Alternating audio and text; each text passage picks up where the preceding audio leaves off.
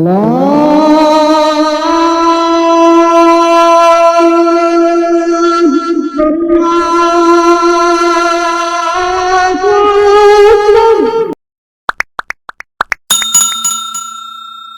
باللہ من الشیطان الرجیم بسم اللہ الرحمن الرحیم وبالوالدین احسانا، اور اپنے والدین کے ساتھ احسان کی روش اختیار کرو۔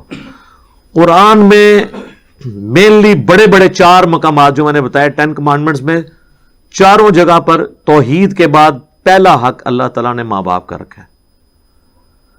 یہاں پہ تو مختصر بات ہے، لیکن باقی جگہوں میں ملے گا کہ اگر والدین تجھے اکسائیں اس بات کے اوپر کہ تو اللہ کے ساتھ کسی کو شریک ٹھہرا، تو پھر ماں باپ کا بھی کہنا نہیں ماننا۔ یعنی ماں باپ کا حق بھی اللہ کے حق کے اندر ہے۔ دنیا میں معروف طریقے سے ان کے ساتھ چلنا ہے، ایون ماں باپ کافر بھی ہوں تو۔ اسما بنت ابی بکر جو حضرت ابو بکر کی بیٹی تھی، ان کی ماں کافرہ تھی، تو صحیح بخاری میں آتا ہے کہ انہوں نے اللہ کے نبی علیہ السلام سے کہا کہ میری ماں مشرکہ ہے، میرے پاس آتی ہے، میں اس کے ساتھ کیا معاملہ کروں؟ تو آپ نے فرمایا دنیا میں معروف طریقے سے اس کے ساتھ بیہیو کرو، یعنی وہ جو ہیومن ڈگنیٹی ہے وہ وائلیٹ نہیں ہوگی۔ کافر ماں باپ بھی ہیں، بیمار ہوں گے، آپ ان کا علاج کروائیں گے، ان کی صحت کا خیال رکھیں گے، ان کے باقی معاملات کو دیکھیں گے، لیکن بات آپ نے ماننی ہے اس رب کی جس نے آپ کو ماں باپ دیے ہیں، اس رب کے پیغمبر کی کہ جو دنیا پہ اس رب کا نمائندہ ہے صلی اللہ علیہ وآلہ وسلم۔ والدین کے ساتھ احسان کرو، وبذی القربى، اور اپنے قریبی رشتہ داروں کے ساتھ۔ آپ دیکھیں گے قرآن میں ماں باپ کے بعد ہمیشہ رشتہ داروں کا ذکر ضرور آتا ہے پہلے نمبر پر، اس لیے کہ رشتہ داروں میں جیلسی فیکٹر ہوتا ہے، تو اللہ نے اسپیشلی کہا ہے کہ رشتہ داروں کے ساتھ ضرور اس نے شروع کرنا ہے۔ آپ کئی لوگ دیکھیں گے اپنے بہن بھائیوں کے ساتھ تو ان کی دشمنیاں چل رہی ہوتی ہیں اور یاروں دوستوں کو کھلا پلا رہے ہوتے ہیں، تو اسلام میں تو اس کی اجازت نہیں ہے۔ آپ کی زکوٰۃ کا بھی سب سے زیادہ حقدار آپ کے بہن بھائی ہیں۔ ماں باپ اولاد کو آپ زکوٰۃ نہیں دے سکتے، لیکن بہن بھائی کو تو زکوٰۃ لگتی ہے، پہلا حق ان کا ہے اگر وہ غریب ہے۔ والیتامی، اور جو یتیم ہیں جن کی پرورش کرنے والا کوئی نہیں ہے۔ والمساکین، اور مسکین لوگ جو ہیں۔ والجار ذی القربى، اور جو پڑوسی قریبی پڑوسی ہیں، اس کا ایک ترجمہ ہے قریبی پڑوسی، اور ایک ایسا رشتہ دار جو آپ کا پڑوسی بھی ہو، دونوں ترجمے درست ہیں۔ والجار الجنب، اور ایسا پڑوسی جو دور کا ہے، رشتہ دار نہیں ہے، یعنی پڑوسی تو ہے لیکن رشتہ دار نہیں، یا وہ رشتہ دار ہے لیکن دور کا رشتہ دار ہے۔ یہ ترتیب بتائی جا رہی ہے کس طرح حق ہے ترتیب سے۔ والصاحب بالجنب، اور مجلس کے لوگ جو تمہارے دوست یار ہیں۔ دیکھیں دوست یاروں کا ذکر کس کے بعد آیا؟ ماں باپ، رشتہ دار، پھر قریبی رشتہ دار، پھر دور کے رشتہ دار، پھر دوست۔ اسے دوست پہلے ہونے نے، الٹا ایک معاملہ چل رہا ہے۔ وابن السبیل، اور مسافر بھی۔ اگلے زمانوں میں تو مسافروں کے لیے بہت بڑی آزمائش تھی نا میرے بھائی، نہ تو کوئی موبی کیش تھا اور نہ کوئی ایزی پیسہ تھا۔ کسی کو راستے میں قافلے کو لوٹ لیا اور وہ گھر سے 4 مہینے کی مسافت پہ ہے، اس کا اونٹ بھی کسی نے چوری کر لیا، تو وہ گھر کیسے پہنچے گا؟ آپ ذرا امیجن کریں، سفر تو گھوڑوں اور اونٹ پہ ہوتا تھا۔ ایون آج کے زمانے بھی اگر آپ کے پاس کرایہ نہیں ہے تو آپ کس طرح، ایک بندہ کراچی سے اسلام آباد آتا ہے، یہاں اس کی جیب کٹ گئی ہے اور پیسے بھی کسی سے وہ مانگ نہیں سکتا، پیچھے اس کا کوئی ہے نہیں جو اس کو دے، تو ظاہر ہے ادھر ہی وہ کسی سے مدد کے لیے کرے گا، مجھے کم از کم ٹکٹ تو لے دیں۔ تو اس لیے مسافر کا حق آج بھی اسی طریقے سے امپورٹنٹ ہے، لیکن اس میں یہ کرنا چاہیے جو پروفیشنلز ہیں نا، ان کو گاڑی میں بٹھا کے آنا چاہیے، ان کو پیسے نہ دیں ٹکٹ کے، کیونکہ زیادہ تر یہ فراڈیے بھی ہوتے ہیں نا۔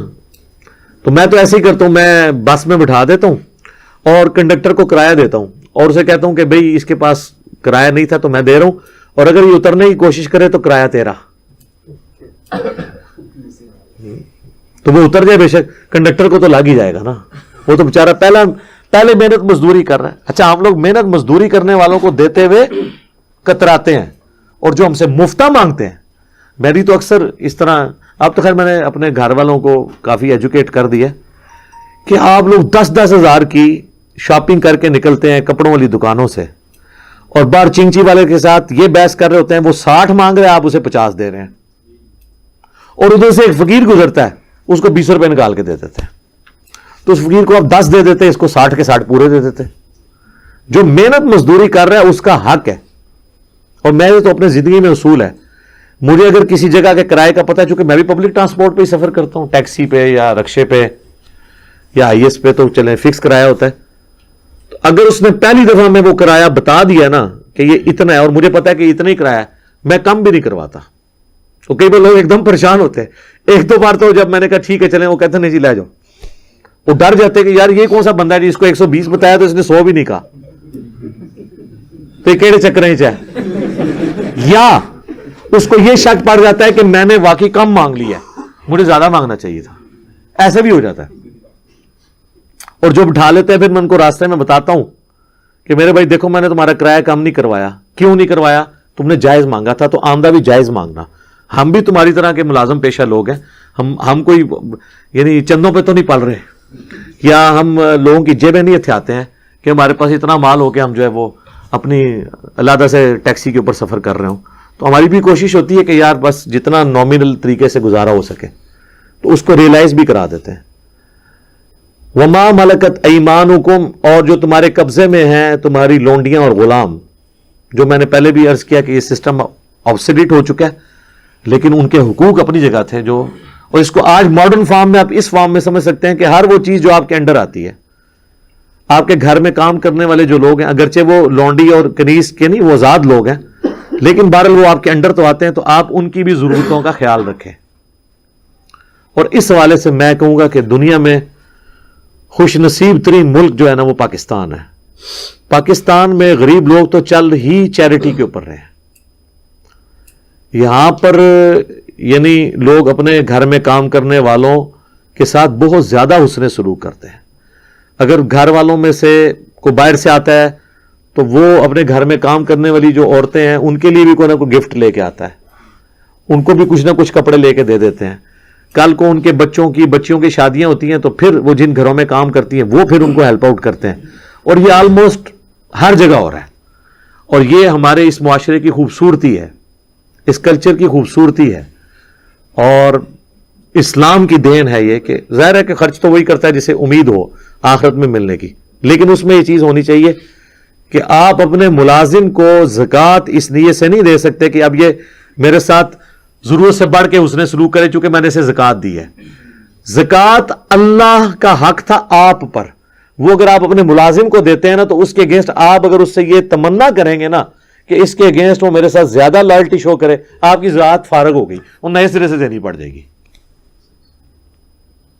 ملازمین کو زکوٰۃ دینے والا معاملہ بڑا خطرناک ہو جاتا ہے. ایک لمحے کے لیے بھی آپ کو یہ خیال آ گیا, چلے دل میں وسوسہ آنا اس پہ گرفت نہیں ہے, لیکن آپ نے اسے ایگزیکیوٹ کر دیا, اسے ڈانٹ دیا کہ تم نے میں فریج لے کے دیتا سی, تو فریج تو آپ نے لے کے دیا تھا زکوٰۃ کے پیسوں کا, تو اس پہ احسان کیسا؟ وہ تو آپ پہ احسان ہے اس کا کہ اس نے لے لیے, تاکہ آپ نے اللہ کا ایک فرض پورا کر لیا. تو ملازمین کو زکوٰۃ دیتے وقت یہ خطرہ لاحق رہتا ہے کہ ہر وقت کہ کہیں آپ کی بدنیتی آگے بیچ میں تو وہ فرض ہی فارغ ہو جائے گا, نئے سرے سے دینی پڑ جائے گی. یہ پھر اپنا خود بخود محاسبہ کرنا ہوگا. بعض لوگ یہ کرتے ہیں پھر اس کے اگینسٹ ان سے ڈبل مزدوریاں کروا رہے ہوتے ہیں, اور ظاہر ہے وہ تو بیچارے پسا ہوا طبقہ ہے تو انہوں نے تو کرنا ہی کرنا ہے. تو لہٰذا حسن سلوک والا معاملہ ان کے ساتھ ضرور کریں. اکثر لوگ پوچھتے ہیں, ہاں جو غیر مسلم آپ کے گھروں میں کام کر رہے ہیں ان کو آپ اپنی زکوٰۃ نہیں دیں, لیکن صدقہ اور خیرات تو ان کو دے سکتے ہیں, عام صدقہ اور خیرات, اور آپ کو ثواب بھی ہوگا اس کے اوپر. زکوٰۃ اسپیسیفکلی مسلمانوں کا حق ہے کہ پہلے ان کو دی جائے. البتہ اگر مسلمان امیر ہو جاتے ہیں یا ان کی بیسک نیڈز پوری ہو جاتی ہیں پھر آپ غیر مسلم کو بھی زکوٰۃ دے سکتے ہیں. ان کو کہا جاتا ہے مؤلفۃ القلوب, تالیف قلب کے لیے ایسے لوگوں کو زکوٰۃ دینا تاکہ وہ اسلام کی طرف مائل ہوں, تو ان کو بھی زکوٰۃ پھر دی جا سکتی ہے. لیکن یہ اس صورت میں جب مسلمانوں سے آپ فارغ ہو بیٹھیں. یہ نہیں ہے کہ مسلمان ذلیل ہو رہے ہیں اور آپ غیر مسلموں کو زکوٰۃ دے رہے ہیں. پہلا حق ان کا ہے کہ ان کو زکوٰۃ دی. باقی جو عام جتنی بھی نفلی عبادات ہیں, چاہے قربانی کا گوشت ہو, صدقہ اور خیرات ہو، عقیقے کا کھانا ہو، عام جو نظر نیاز اللہ کی راہ میں آپ دیتے ہیں، 11ویں نہیں، اللہ کے لیے جو، وہ سب کی سب آپ غیر مسلم کو بھی دے سکتے ہیں، اس کو بھی کھلانے کا ثواب ہے۔ قرآن میں دیکھیں جگہ جگہ آتا ہے نا کہ مساکین کو کھانا کھلاؤ، کبھی نہیں ساتھ آئے گا کہ مسلمان مسکین ہو یا غیر مسلم، کیٹاگوریکلی، وہ بھی اللہ کی مخلوق ہے، ٹھیک ہے۔ اور اوائل اسلام میں تو جن لوگوں نے اسلام قبول کیا وہ اسلام کی انہی اخلاقی رویوں کی وجہ سے کیا ہے نا، کہ عرب کے معاشرے کے اندر جہاں پہ غلاموں کی کوئی عزت نہیں تھی، وہاں پہ ایک شخص یہ آواز بلند کرتا ہے کہ جو خود کھاتے ہو وہی ان کو کھلانا ہوگا، جو خود پہنتے ہو وہی ان کو پہنانا ہوگا۔ اس لیے تو نبی الاسلام پہ پہلے غلام ایمان لے آئے تھے کہ ہمارے حقوق کی آواز کسی نے بلند کی ہے۔ وہ چیز جو مسلمانوں کا ترہ امتیاز تھی اور لوگوں کے اسلام قبول کرنے کا سبب تھی، وہ ہم نے دنیا کو بتانی تھی کہ ہم بیسک ہیومن رائٹس کے اندر بلیو کرنے والے ہیں، نہ کہ یہ کہ ہم اپنے مسلمانوں سے پیسے لے کے بھی ان کو ملاوٹ شدہ چیزیں دے رہے ہیں، ان کے ساتھ دھوکہ اور فراڈ کر رہے ہیں۔ بالکل الٹ ہو چکا ہے نا کام۔ آپ دیکھ لیں، آپ کی والدہ ہاسپٹل میں ایڈمٹ ہوں خدا نہ خواستہ، اور آپ کو ڈاکٹر ایک ٹیکہ لکھ کے دے کہ جی اس ٹیکے سے آپ کی والدہ کی جان بچ سکتی ہے، اور آپ میڈیکل سٹور پہ جائیں اور وہ کہ جی یہ 2 ٹیکے میرے پاس اویلیبل ہیں، یہ حافظہ اللہ تعالیٰ اور دامت برکاتہم عالیہ نے جو نیا میڈیکل سٹور انہوں نے میڈیکل دوائیاں بنائی ہیں ان کا ٹیکہ ہے، اور یہ جرمنی کے ایک کافر ڈاکٹر کا ٹیکہ ہے۔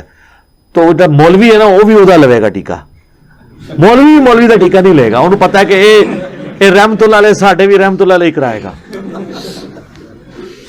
یہی ہے، ہمیں تو کوئی اعتماد نہیں۔